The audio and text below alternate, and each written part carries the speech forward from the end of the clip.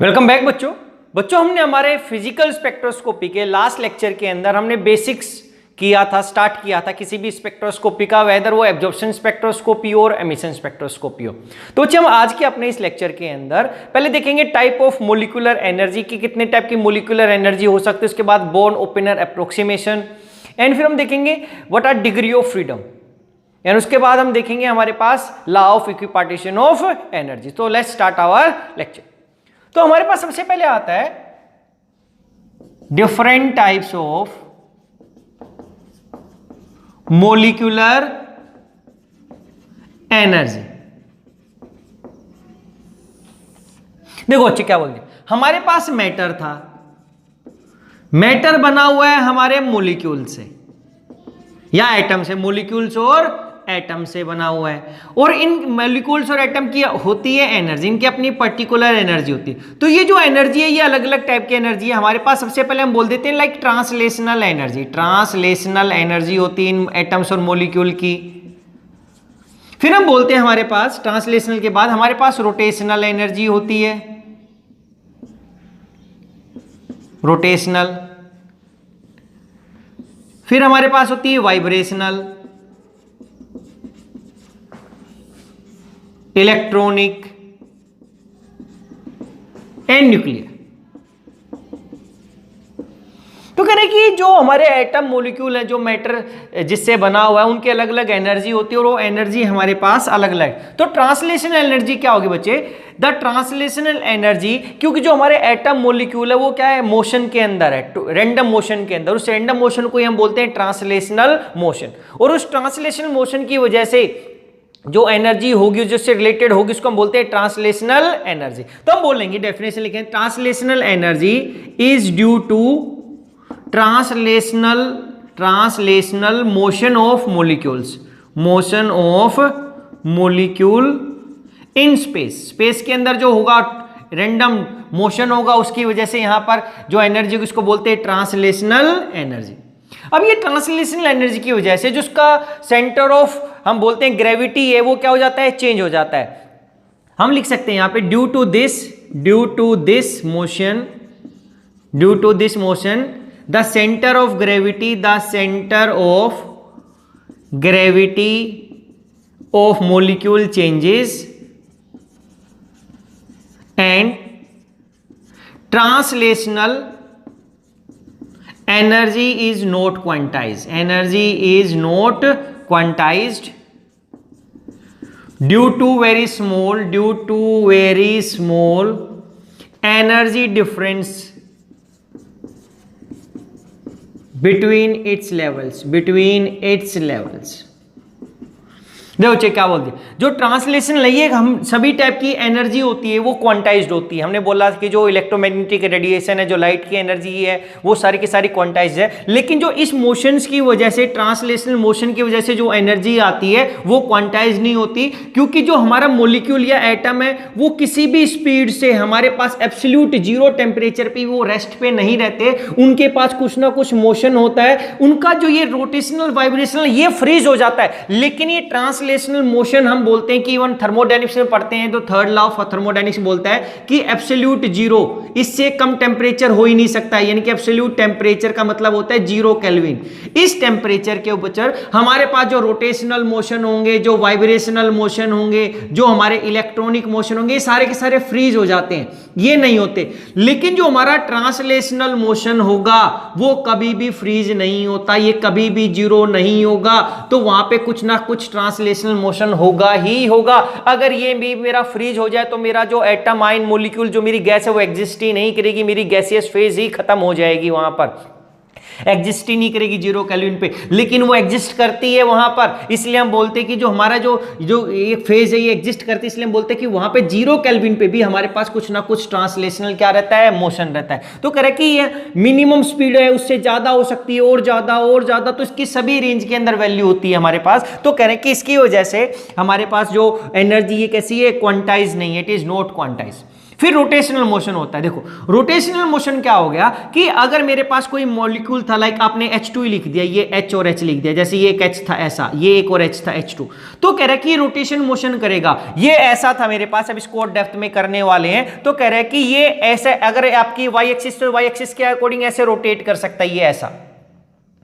ये कौन सा होगा, जब आपने जेड के अकॉर्डिंग एक्सिस पास की, जेड के थ्रू कर रहे। अगर आप वाई के थ्रू करते तो वाई के थ्रू ऐसा रोटेट होता है इस तरीके से। तो क्या हुआ, रोटेशनल एनर्जी क्या बोलते हैं, the energy which is associated due to rotational motion of molecule. जब मेरा मॉलिक्यूल रोटेट करता है, उस रोटेशन की वजह से जो एनर्जी होती है उसको मैं बोलता हूं रोटेशनल एनर्जी। तो इसकी डेफिनेशन लिखते हैं, it is due to, rotational energy is due to rotational motion of, rotational motion of molecule perpendicular to direction of internuclear axis, perpendicular direction of internuclear axis। फिर हम देखेंगे कि रोटेशनल मोशन कितने हो सकते हैं, 2 हो सकते हैं, 3 हो सकते हैं, वो डिपेंड करता है। ये रोटेशनल जो मोशन है बच्चे, ये हमारे पास 2 हो सकते हैं या 3। लीनियर मॉलिक्यूल के अंदर हमारे पास 2 रोटेशनल मोशन होते हैं, नॉन लीनियर के अंदर हमारे पास 3 रोटेशनल मोशन होते हैं नॉन लीनियर मॉलिक्यूल में। लेकिन जब हम ये ट्रांसलेशनल डिग्री ऑफ फ्रीडम करते हैं, ये ऑलवेज 3 होते हैं हमारे पास। देखेंगे कैसे, एक एक्स एक्सिस, वाई एक्सिस के लोग या जेड के एक्सिस। फिर हमारे पास ये होता है ड्यू टू रोटेशनल मोशन की जो मॉलिक्यूल है हमारे पास इस टाइप से रोटेट करे, इस तरीके से करे, या दूसरी तरीके से किसी भी हम डायरेक्शन में दिखाएं, रोटेशन करने की वजह से जो एनर्जी होती है उसको बोलते हैं रोटेशनल एनर्जी। फिर हमारे पास आता है वाइब्रेशनल। तो हम बोलते हैं this is the energy which is associated with, this is the energy, vibrational energy, this is the energy associated with to and fro motion of molecule, to and fro motion of molecules। To and fro का मतलब क्या है कि वो ऐसा करे, इस side से इस साइड चला जाए, फिर यहां पास आ जाए, यहां से इस साइड से ही पास आ जाए, लेकिन उसका जो सेंटर ऑफ ग्रेविटी वो चेंज नहीं होता। यहां पर इसमें भी सेंटर ऑफ ग्रेविटी चेंज नहीं होता। तो क्या है, वाइब्रेशनल एनर्जी क्या बोलते हैं, this is the energy which is associated with two and fro motion of molecules. अब यहां पे भी हमने लिखना चाहते तो लिख देते कि इन दोनों में there is no change in centre of gravity due to rotational as well as vibrational motion. फिर हमारे पास आता है इलेक्ट्रॉनिक एनर्जी। तो हम इलेक्ट्रॉनिक एनर्जी बोलते हैं this is the energy associated with, this is the energy associated with electronic interactions, electronic interactions. Electronic interactions क्या, that is on absorption of radiation, on absorption of radiations, electronic transitions will take place to higher energy levels। तो कह रहे हैं कि जो electronic level के ऊपर होती है उसको हम बोलते हैं इलेक्ट्रॉनिक एनर्जी, और ये एसोसिएटेड होती है इलेक्ट्रॉन की मूवमेंट की वजह से। और ये तभी हो सकता है जब अब्जॉर्प्शन रेडिएशन करता है, कोई इलेक्ट्रॉन हायर एनर्जी में चला जाता है। न्यूक्लियर जो हम बोलते हैं, न्यूक्लियर से क्या, उसके न्यूक्लियर मोशन से रिलेटेड हमारे पास होती है, यानी कि हमारे पास जो हम हमारा जो चैप्टर है न्यूक्लियर फिजिक्स के अंदर हम जब बात करते हैं हमारे पास, तो वहाँ पर हम न्यूक्लियर एनर्जी की बात करते हैं कि उसके जो न्यूक्लियस इलेक्ट्रॉन प्रोटॉन सभी को होल्ड किया हुआ है, वहाँ पे हमारे पास कैसी न्यूक्लियर फोर्स ऑफ अट्रैक्शन होता है। तो ये था हमारे पास कि मैटर के अंदर, तो ये हमारे पास अभी हम इसको स्पेक्ट्रोस्कोपी में कंसीडर नहीं करते, यहाँ पर हम इसको स्टडी करते हैं। हमारे पास जब हम अपनी NMR करेंगे या हम अपना रेडियो एक्टिविटी से बात करेंगे, तो उस टाइम पे हम न्यूक्लियर फोर्स ऑफ अट्रैक्शंस की हम बात करते हैं। तो अब हमारे पास है, अब इसके डिपेंड अपन देखा कि जो मोलिकुलर एनर्जी है वो हमारे पास अलग अलग हो गई, ट्रांसलेशनल, रोटेशनल, वाइब्रेशन, इलेक्ट्रॉनिक या न्यूक्लियर। तो अब इसी के बेस पे हमारे पास आता है बोर्न ओपेनहीयर अप्रोक्सीमेशन। तो देखते हैं बोर्न ओपेनहीयर अप्रोक्सीमेशन क्या है। Born ओपेनहीयर approximation,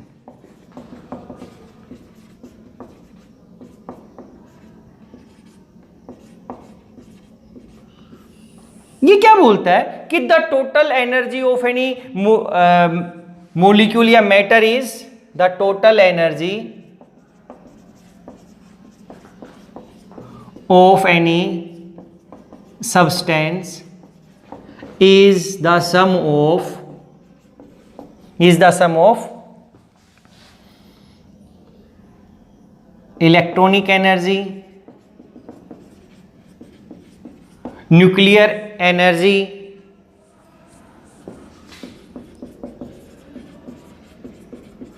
and energy due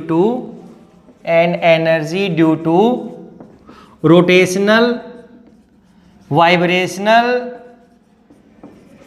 and translational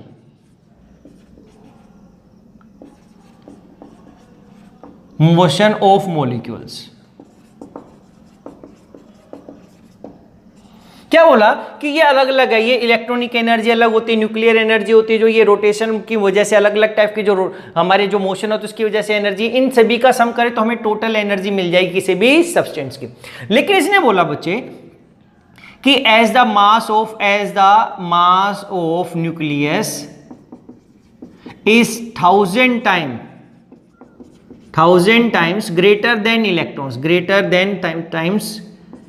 greater than electrons, therefore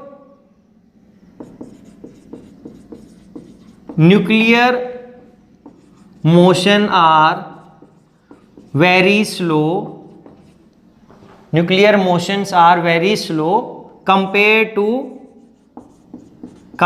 to motion of electrons, therefore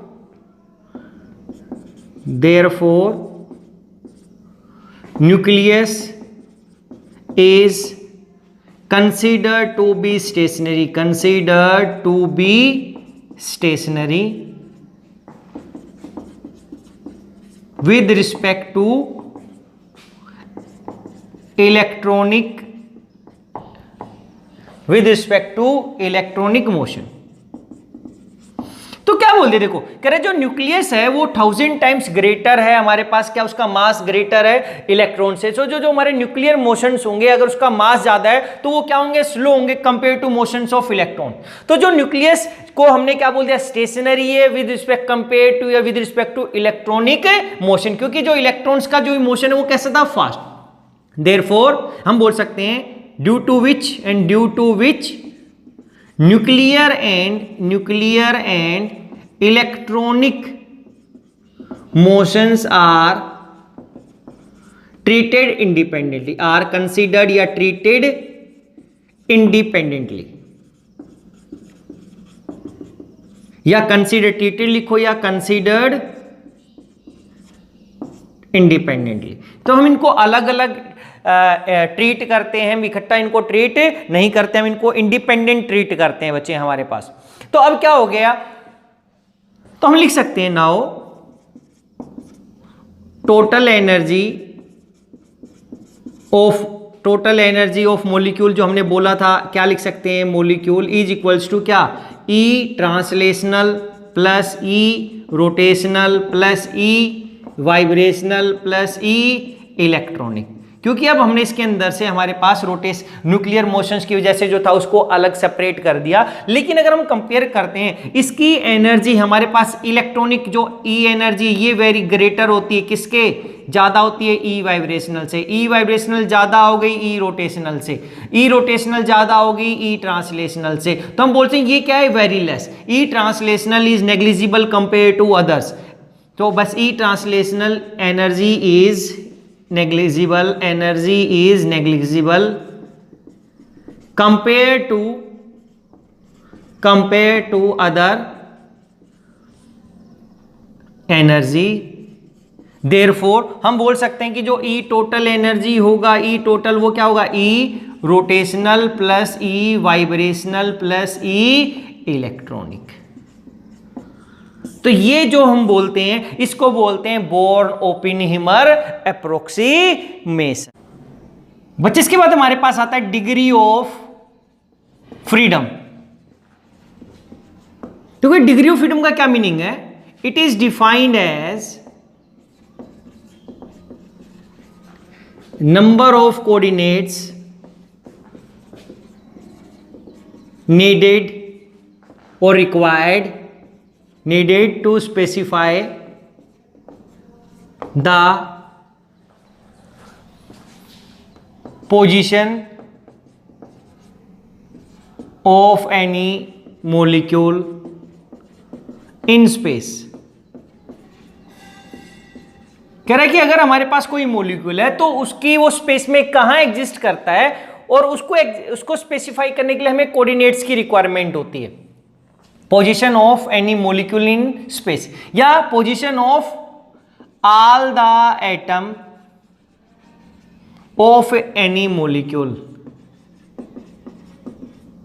in space. ये वर्ड लिख सकते हैं, ऑफ एनी मॉलिक्यूल लिखें या उससे जो बेटर होगा, क्योंकि हम उस मॉलिक्यूल के अंदर क्या है, एटम्स है, तो हमें सभी एटम्स की क्या पोजीशन को स्पेसिफाई करना पड़ेगा। देखो बच्चे, कोऑर्डिनेट्स का क्या मीनिंग हो गया? अगर हम बात करते हैं, अगर हमारे पास in case of monatomic gas, in case of mono atomic gas moving only in one direction और in one dimension, we need only one coordinate. हमें ओनली एक ही कोऑर्डिनेट। देखो, अगर कोई चीज केवल एक्स एक्सिस की तरफ जा रही, कोई पॉइंट है, कोई मास है या एक ही एटम हीलियम है, तो हमें ये एक्स कोऑर्डिनेट ही रिक्वायरमेंट है, क्योंकि ये एक्स की तरफ जा रहा है तो हमें एक्स की वैल्यू पता होनी चाहिए। तो हम बता सकते हैं कि अगर इस ब्लैक बोर्ड पे एक स्ट्रेट लाइन है, उसके ऊपर कोई एटम मूव कर रहा है, तो उसकी एक कोऑर्डिनेट चाहिए। तो हमें कितना चाहिए? ओनली वन कोऑर्डिनेट हमें रिक्वायर है उसका, ओनली वन कोऑर्डिनेट। वो कौन सा हो सकता है? एक्स या इधर वाई या इधर जेड। अगर वो क्या monoatomic gas moving in two directions, अगर वो टू डायरेक्शंस में जा रहा है, भाई हमारे पास एक्स में भी जा रहा है और वाई में, यानी कि वो टू डायमेंशनल के अंदर एग्जिस्ट कर रहा है, तो हमें पास दो कोऑर्डिनेट रिक्वायरमेंट होगा, टू कोऑर्डिनेट्स की रिक्वायरमेंट है वहां पर एक एटम के लिए। ऐसे अगर वो थ्री डायरेक्शंस के अंदर है तो हमें थ्री कोऑर्डिनेट्स की रिक्वायरमेंट है।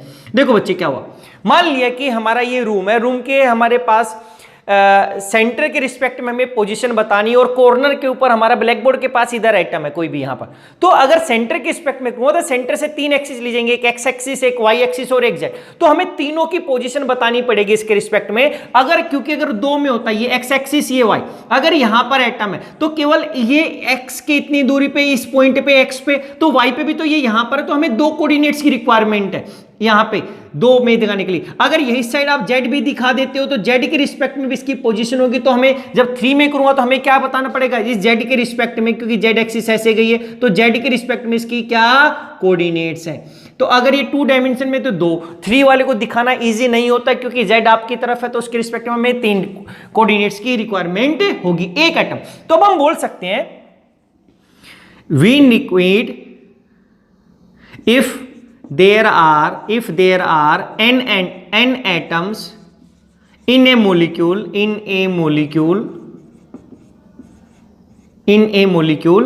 and atoms are considered as point mass का मतलब क्यों मान लिया? क्योंकि हमारा सारा मास न्यूक्लियस के ऊपर होता है और न्यूक्लियस का साइज हमारा पूरे एटम के कंपैरिजन में बहुत छोटा होता है, इसलिए हम उनको पॉइंट मास बोला कि वो बिल्कुल एक पॉइंट की तरह है हमारे पास इस तरीके से। तो क्या बोला? If there are an atom in a molecule and atoms are considered as point mass, then to specify the position of all the n atoms we required 3n coordinates। देखो 3n क्यों लिख दिया? ये 3n डिग्री ऑफ फ्रीडम या 3n coordinates या 3n degree of freedom, क्योंकि जो ये कोऑर्डिनेट्स को ही तो हमने बोला था कि जितने कोऑर्डिनेट्स होंगे उसी को हम क्या बोलते हैं? Degree of freedom. क्यों? क्योंकि एक एटम के लिए हम थ्री डायमेंशनल स्पेस की बात अब कर रहे हैं, तो हमें थ्री कोऑर्डिनेट्स की रिक्वायरमेंट होगी, एक्स वाई जेड। दूसरे के लिए अब क्या होगा? एन एटम है तो एक को थ्री, दूसरे के लिए भी थ्री, तीसरे के लिए भी थ्री। तो हमारे पास क्योंकि जो मोशन होगा हमारे पास जनरली जो मूवमेंट करेगा ये एक्स वाई जेड एक्सिस कहीं किसी भी डायरेक्शन में मूव कर सकता है हमारे पास। अगर ये पार्टिकल कहीं होगा तो हमें तीन कोऑर्डिनेट्स की रिक्वायरमेंट होगी ऐसा। अब हम बोल सकते हैं बच्चे कि जो काइनेटिक एनर्जी होगी हमारे पास, the kinetic energy of a molecule, the kinetic energy of a molecule is sum of या इज कंपोज्ड ऑफ क्या, देखो तो ये टोटल डिग्री ऑफ फ्रीडम हो गए एन एटम के मॉलिक्यूल्स के अंदर। तो कंपोज ऑफ क्या, फर्स्ट हम बोल देते हैं क्या, translational motion, translational motion, translational motion of molecule, translational motion of molecule. देखो अगर वो हाइड्रोजन एटम ही है तो दोनों एटम इंडिपेंडेंट मूव नहीं कर सकते, वो पूरा का पूरा हाइड्रोजन H2 एक ही टाइम में एक ही जगह मूव करेगा। देखो अगर ये H2 की फॉर्म में होता है, एक एटम ये है, एक H एटम, ये ऐसा नहीं कि ये X में जा रहा है, ये Y में, या Z में, ये X में, अगर ये X की तरफ जा रहा है तो ये भी उसके साथ साथ जाएगा, अगर ये Y की तरफ जा रहा है तो ये भी साथ साथ जाएगा। तो जब हम मॉलिक्यूल की बात करते हैं, जो उसके एटम्स होते हैं वो इंडिपेंडेंट मूव नहीं करते, वो एज ए मॉलिक्यूल मूव करता है। और जब एज ए मॉलिक्यूल करता है, अब उसका सेंटर ऑफ मास की बात करता हूं, किसका, पूरे मॉलिक्यूल का जो एक मास होगा उसके सेंटर पे लाई करेगा मॉलिक्यूल के। अब उस सेंटर जो उसका जो मास है, सेंटर का मास है, उसको मैं कोऑर्डिनेट से स्पेसिफाई करूं तो एक ही पॉइंट की तरह बिहेव करेगा। अगर एक पॉइंट होगा तो उसको कितने कोऑर्डिनेट्स की रिक्वायरमेंट होगी, उसको 3 कोऑर्डिनेट्स की रिक्वायरमेंट होगी। तो हम क्या बोलेंगे, all the atoms of a molecule, of any molecule do not move independently, but molecule will move as a whole, कि अपने आप पूरा का पूरा कंप्लीट जाएगा। therefore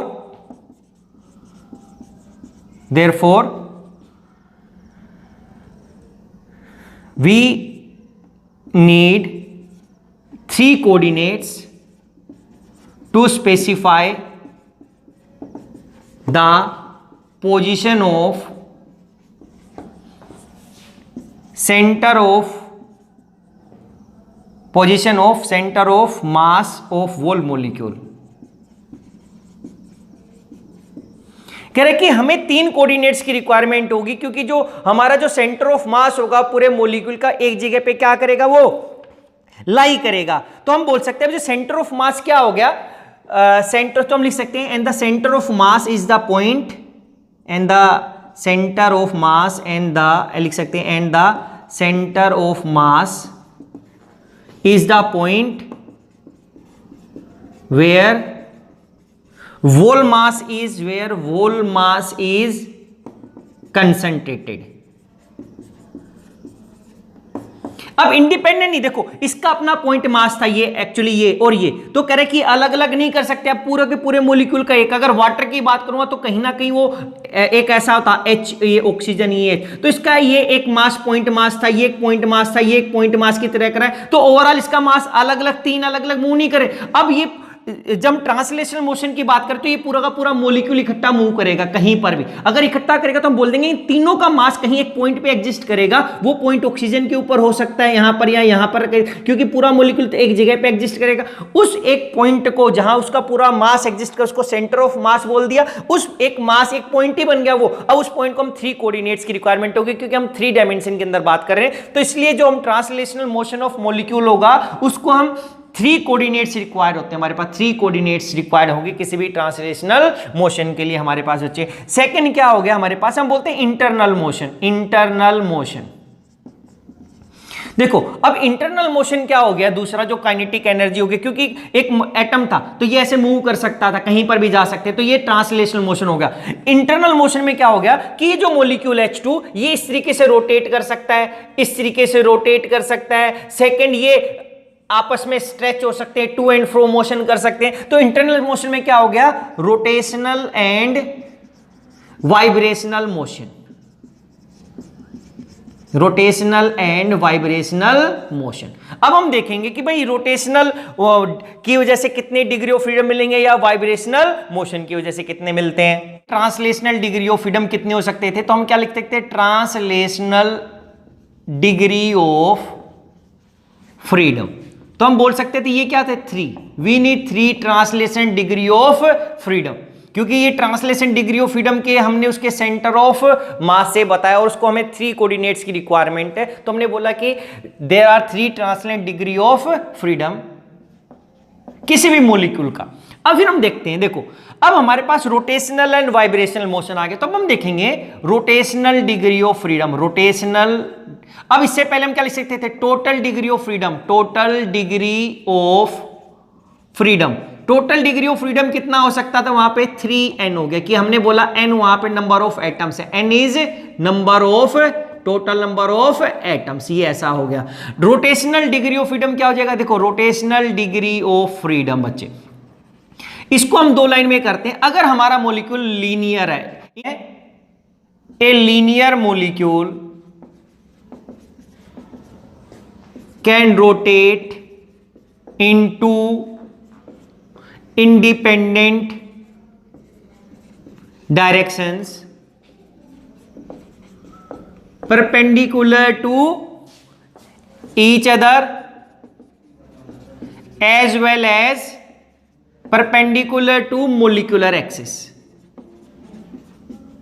या अब ये ना भी लिखो परपेंडिकुलर टू मोल एक्सिस तो भी चलेगा। तो कह रहे हैं कि दो डायरेक्शन में रोटेट कर सकता है जो एक दूसरे के क्या होंगे, परपेंडिकुलर। देखते हैं कैसे डिग्री ऑफ फ्रीडम। अगर ये मेरे पास H2 था, लाइक H2 लीनियर मॉलिक्यूल है, ये H2 था ऐसा, तो बच्चे देखो यहां से एक एक्स एक्सिस जा रही है यहां पर, तो यहां पर जब एक्स से जाएगा और एक्सिस, तो ये यहीं पे रोटेट करे, इसका मतलब इसके अंदर कोई चेंज नहीं आया, जो एटम जहां पर है वो वहीं पर दिखाई देगा। लेकिन अगर आप इसके अंदर, अब मैं दो डायरेक्शन कौन कौन सी है, अगर ये लीन है तो मेरे पास एक एक्सिस होगी यहां से जेड एक्सिस और एक दूसरी होगी वाई एक्सिस। कह रहा है कि ये दो परपेंडिकुलर, क्योंकि जेड के रिस्पेक्ट में आप रोटेट करोगे तो जेड एक्सिस ऐसे गई है, जब आप ऐसे रोटेट करोगे तो ये ऐसे रोटेट करेगा, देखो इस तरीके से रोटेट करेगा, ये एक दूसरे के आपस में ऐसे इंटरचेंज होंगे हमारे पास। लेकिन जब आप y के रिस्पेक्ट में करोगे इसको रोटेट, तो y के रिस्पेक्ट में ये ऐसा हो जाएगा इस तरीके से, क्योंकि आपने इसको ऐसे पकड़ा और ऐसे रोटेट कर रहे हो इस तरीके से। तो कह रहा है कि दो हो सकते हैं, तो इसके पास कितने हो जाएंगे, लीनियर मॉलिक्यूल है, H2 हो गया, ये CO2 हो गया, उसमें कितने ही मॉलिक्यूल क्यों ना हो, CO2 क्या हो गया ऐसा, CO2 C double bond O, C double bond O, अगर Cl2 लिखा तो Cl और Cl हो गया, यानी कि लीनियर मॉलिक्यूल हो गया। तो यहां पे total rotational degree of freedom कितने जाएंगे, रोटेशनल डिग्री ऑफ फ्रीडम कितने हो जाएंगे बच्चे, two rotational degree of freedom. अगर हमारे पास but in case of non linear molecule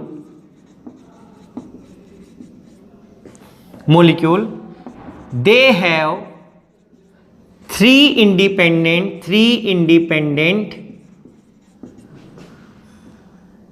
directions of rotation, they have three independent directions of rotation.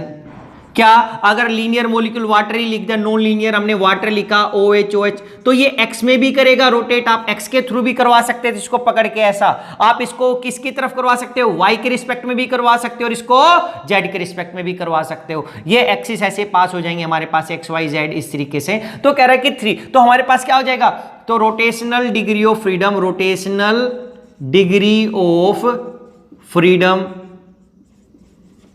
कितने हो जाएंगे यहाँ पे 3, क्योंकि हमें 3 कोऑर्डिनेट्स को हमें स्पेसिफाई करना पड़ेगा। इसमें हमें दो, क्योंकि दो ही रोटेशनल डिग्री ऑफ फ्रीडम हो रहे हैं हमारे पास। अब हुआ क्या, तो हम बता सकते हैं बच्चे यहां पर, तो अब यहां पर हमारे पास क्या था, देखो टोटल डिग्री ऑफ फ्रीडम कितने थे 3n, अब हमारे पास ट्रांसलेशनल हो गए 3, तो लेफ्ट कितने बचेंगे, अगर मैं बचूंगा तो लेफ्ट कितने बचेंगे, तो यहां से क्या हो जाएगा, लेफ्ट बचेंगे हमारे पास 3n-3, तो लेफ्ट हो गए 3n-3 ऐसा। इसको टेबल में कंपाइल कर देंगे तो यहाँ पे, क्योंकि लेफ्ट अगर हम लिखते हैं यहाँ पे, तो लेफ्ट कितने बच जाते हैं, टोटल में से 3n में से 3 क्या चले गए, ट्रांसलेशनल चले गए। अब ये रोटेशनल जो डिग्री ऑफ फ्रीडम हमने दिखा दिया कि भाई इसमें 2 हो सकते हैं, 2 वे से रोटेट कर सकता है, इसमें 3 वे से करेगा, क्योंकि जब वो रोटेट करेगा तो उसके एटम की पोजीशन चेंज होनी चाहिए, वो सेम जगह पे नहीं होने चाहिए। इसमें जब ये एक्स एक्सिस से पास करवाता हूं तो ये अपनी जगह पे ही थे, इसलिए इसको हमने कोई रोटेशनल डिग्री ऑफ फ्रीडम नहीं माना है बच्चे, क्योंकि इसके अंदर कोई पोजीशन एटम्स की चेंज नहीं आई। लेकिन इसमें आ जाएगी हमारे पास बॉन्ड्स की या एटम की। तो इसके बाद हमारे पास आता है वाइब्रेशनल डिग्री ऑफ फ्रीडम। देखो वाइब्रेशनल डिग्री ऑफ फ्रीडम,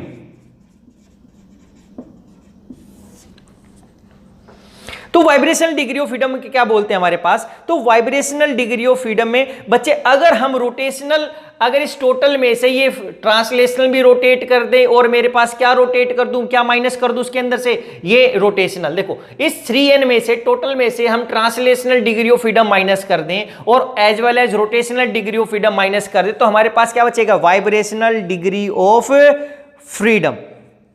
तो अब हम क्या लिख सकते हैं, तो लिखेंगे if we subtract translational as well as rotational degree of freedom we will get vibrational degree of freedom, vibrational degree of freedoms। तो देखो दो चीजें हो गई।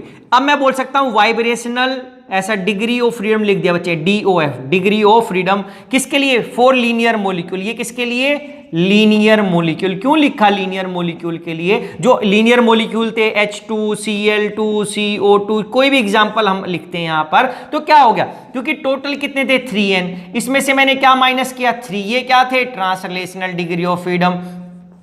माइनस क्या करूंगा? 2, क्योंकि 2 क्या हो सकते थे? Rotational degree of freedom. तो मेरे पास ये क्या हो जाएगा? 3n-5। ये क्या हो गया? Vibrational degree of freedom. This is vibrational degree of freedom आ गई, ऐसा लिख दिया। अगर ये मेरे पास जो वाइब्रेशनल डिग्री ऑफ फ्रीडम आ जाए, डिग्री ऑफ फ्रीडम किसके लिए? ऐसा नहीं लिखते, मैंने वैसे लिख दिया, डिग्री ऑफ फ्रीडम लिखना पड़ेगा। किसके लिए? नॉन लीनियर मॉलिक्यूल के लिए। नॉन लीनियर मॉलिक्यूल के लिए हमने क्या लिखा? तो ये क्या आएगा? 3n-3। 3 क्या थे? ट्रांसलेशनल थे। यहां पे क्या जाएगा? -3, क्योंकि 3 रोटेशनल डिग्री ऑफ फ्रीडम थे जो इंडिपेंडेंट थे एक दूसरे के, जिसके अंदर एटम्स की पोजीशन चेंज हो रही थी। तो ओवरऑल क्या आएगा? 3n-6 degree of vibrational degree of freedom.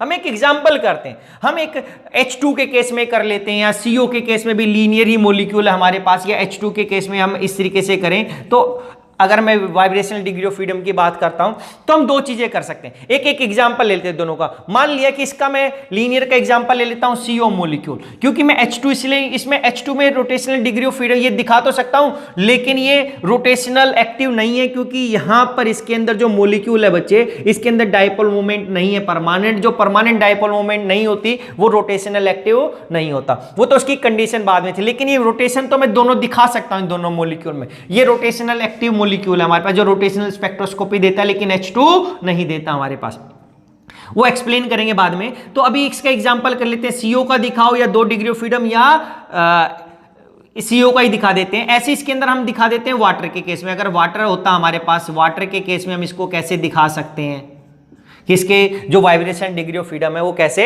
दिखा सकते हैं। देखो हम एग्जांपल लिखते हैं, या फिर हम ऐसे ही एक और लीनियर मॉलिक्यूल हम CO2 का रिस्पेक्ट में लिखे, CO या CO2 भी लीनियर मॉलिक्यूल है, तो इसका भी हम देखते हैं, हमारे एग्जाम्स में आ सकता है। तो हमारे पे यहाँ पे n की वैल्यू कितनी आ गई? 2, क्योंकि यहाँ पे 2 आइटम्स थे, नंबर ऑफ आइटम 2 थे। तो यहाँ पे टोटल डिग्री ऑफ फ्रीडम क्या है? Total degree of freedom, total degree of freedom कितना आ गया? This is equals to 3 × n। तो 3 × 2 कितना हो गया? 6 आ गया। यहां पे ट्रांसलेशनल मोशन कितना हो गया? Translational motion, translational degree of freedom, degree of freedom कितना हो गया? 3 आ गया। Rotational degree of freedom, rotational degree of freedom कितना आ गया? यहाँ पे 2 आएगा, क्योंकि लीनियर मॉलिक्यूल है। CO कैसा मॉलिक्यूल है? लीनियर। लीनियर है तो ये वैल्यू कितनी आ गई? तो मेरे पास वाइब्रेशनल, क्योंकि ट्रांसलेशनल 3 आ गया, क्योंकि ये भाई हमारे पास तीनों अलग अलग डायरेक्शन में जा सकता है XYZ के अंदर। तो वाइब्रेशनल डिग्री ऑफ फ्रीडम कितना आ गया? डिग्री ऑफ फ्रीडम कितना आएगा? देखो 3n माइनस क्या लिखा था? 3n-5। अरे यही तो आ गया 3 और 2 5। तो 3n-3n की वैल्यू कितनी थी? 6 - 5 = 1। तो कह रहा है इसकी एक हो गई हमारे पास वाइब्रेशनल डिग्री ऑफ फ्रीडम। कैसे बच्चे? देखो अगर ये CO है यहां पर C और O, तो ये ऐसा था, तो इसका जो सेंटर मास में बोलता हूं तो ये ऐसा स्ट्रेच हो सकता है दोनों के दोनों इस पॉइंट से ऐसा सेंट, या दूसरा इसको मैं कंप्रेस करके दिखाऊं, ऐसा कंप्रेस। आप बोलोगे ना 2 मोशन हो सकते हैं, ये कंप्रेस भी हो सकता है, लेकिन जो इसका सेंटर ऑफ मास, जो इसका पॉइंट मास होगा, सेंटर ऑफ मास, उसकी पोजीशन चेंज नहीं। या आप इसको कंप्रेस करो या इसको आप इलोंगेट करो, अगर वो उसकी सेंटर ऑफ मास की पोजीशन चेंज हो जाती है तो अलग अलग मोशन ट्रीट होता है। अब ये अलग अलग नहीं है, ये एक ही मोशन है, चाहे आप उसको कंप्रेस करो या इलोंगेट करो, क्योंकि इसकी जो मास, सेंटर ऑफ मास की पोजीशन है वो चेंज नहीं हो रही है इस केस में, इसीलिए अलग अलग नहीं है। लेकिन अगर हम दूसरा मॉलिक्यूल ले बच्चे, जैसे हमने लिया मॉलिक्यूल CO2 के अंदर हम क्या दिखा देते हैं? देखो तो हमारे पास टोटल n की वैल्यू कितनी आ गई? 2 ऑक्सीजन, 1 कार्बन, 3। तो टोटल डिग्री ऑफ फ्रीडम कितना आ गया? तो टोटल डिग्री ऑफ फ्रीडम कितना आ गए? 3n बोलते हैं, n की वैल्यू 3 हो गई, तो 3 × 3 कितना? ये n की वैल्यू 3, तो कितना हो गया? 3 × 3 9। अब क्या हो गया? Translational degree of freedom, translational degree of freedom कितने हो गए? This is degree of freedom ही लिख के, डिग्री ऑफ फ्रीडम कितना हो गया? 3। अब रोटेशनल कितना हो गया? रोटेशनल डिग्री ऑफ फ्रीडम कितना हो गया 2 हो गया। तो total vibrational degree of freedom कितना हो जाएगा 9 माइनस 5 कितना हो गया 4। तो यहां पे 4 वाइब्रेशनल डिग्री। तो एक क्वेश्चन आपके पास आ सकता है कि उसके अंदर पूछता है कि वाइब्रेशनल डिग्री ऑफ फ्रीडम बताओ कितनी आएंगे। तो ये जनरली एक न्यूमेरिकल आता है एग्जाम में हमारे पास। अब देखो 2 रोटेशनल कौन से हैं। रोटेशनल का मतलब क्या था, ये CO2 मॉलिक्यूल ऐसा था CO और O, डबल बॉन्ड दिखाने की जरूरत नहीं है फिलहाल। अगर ऐसा था मेरे पास बच्चे तो कह रहा है कि ये मॉलिक्यूल को आप इसको एक तो इस y एक्सिस में रोटेट कर सकते हो ऐसे, या दूसरा आप इसको ये z एक्सिस के अलोंग रोटेट कर सकते हो। तो दोनों की पोजीशन चेंज हो रही है। लेकिन अगर आप इसी में करते x के अकॉर्डिंग तो नहीं हो सकता। इसमें 2 rotational axis of 2 rotational degree of freedom हो गए। कौन से, एक y एक्सिस के अलोंग और एक z एक्सिस, अगर आपने इसको x एक्सिस बोला हुआ है तो 2। अब जो वाइब्रेशनल डिग्री ऑफ फ्रीडम आगे बच्चे, अब ये वाइब्रेशनल डिग्री ऑफ फ्रीडम कैसे हो सकते हैं, देखो इसके 4 वाइब्रेशनल डिग्री। पहले C था ऑक्सीजन और ऑक्सीजन, पहले इसको आप इस साइड लेके गए, ये इस साइड लेके गए, ये स्ट्रेचिंग होगी हमारे पास, symmetric stretching. This is symmetric stretching. Symmetric stretching से आप इलोंगेट किया तो सेंटर ऑफ मास ये यहीं पे था, यहीं पे रहा। अगर आप इसको कंप्रेस भी करते, सिमेट्रिक स्ट्रेचिंग बोलते हैं, कंप्रेस करते तो यहीं पे रहता। लेकिन दूसरा हो गया एसिमेट्रिक। एसिमेट्रिक एसिमेट्रिक एसिमेट्रिक का मतलब क्या हो गया बच्चे, एसिमेट्रिक स्ट्रेचिंग में हम बोलते हैं कि यहां पर कि इस बॉन्ड को तो आप कंप्रेस कर रहे हो ऐसा, और इस वाले को इलोंगेट कर रहे हो ऐसा। देखो आपने एक को बढ़ाया लेकिन दूसरे को छोटा कर दिया, तो सेंटर मास कार्बन पे नहीं रहेगा।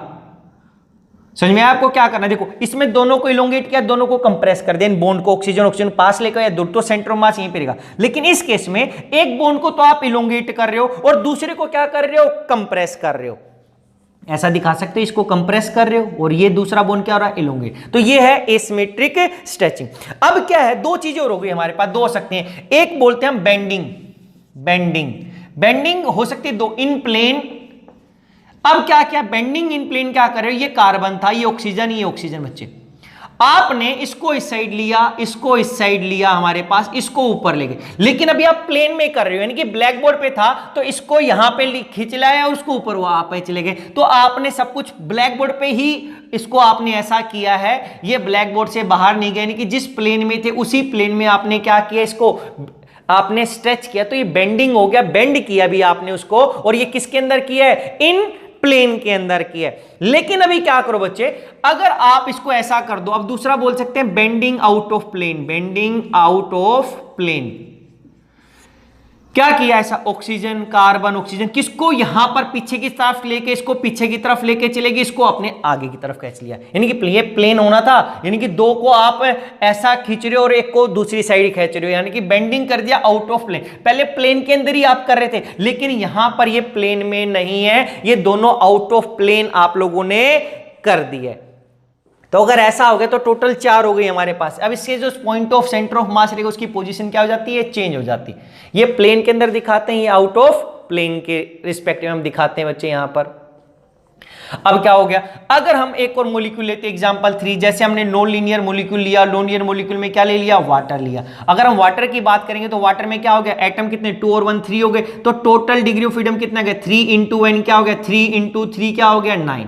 ये 9 हो गया। तो ट्रांसलेशनल डिग्री ऑफ फ्रीडम कितने हो जाएंगे, 3। रोटेशनल कितने हो जाएंगे, 3। भाई इसको एक्स वाई जेड एक्सिस के रिस्पेक्ट में दिखा सकते हो। तो मेरे पास वाइब्रेशनल डिग्री ऑफ फ्रीडम कितना है, 9 - 6 कितना हो गया, 3। अब सेम चीज है, तो इसके 3 दिखाने के लिए हम क्या दिखा सकते हैं, एक तो स्ट्रेचिंग है कि ऑक्सीजन H ये सिमेट्रिक स्ट्रेचिंग है बच्चे। इसको यहां पर इस साइड एक्सपेंड किया, इसको इस साइड, तो यहां पर ये अपनी तरफ ऊपर ही गया। जब इसको ऐसे करोगे तो वहीं पर रहेगा, ये सिमेट्रिक स्ट्रेचिंग है। इसको बेंड करोगे तो सेम, अगर इसको आप कंप्रेस करोगे तो सेम है, ये एक ही हो गया। फिर दूसरा हो गया asymmetric, this is symmetric stretching.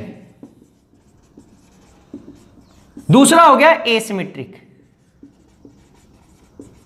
Asymmetric में आपने क्या, ऑक्सीजन था, ये H था, इसको ऐसे कर रहे हो और दूसरे वाले को आप ऐसा कर रहे हो जैसा आपने किया था।